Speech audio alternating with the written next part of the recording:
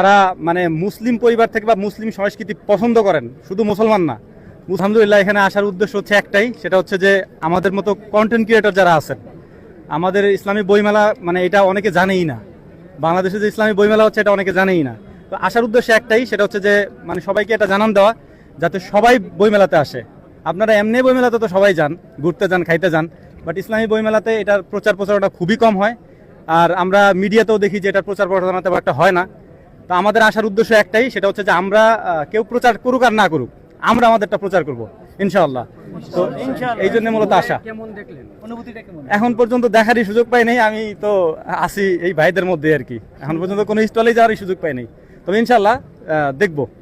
তবে পরিবেশটা অনেক সুন্দর, প্রতি বছরের তুলনায় এবার পরিবেশটা অনেক সুন্দর মনে হচ্ছে আর কি।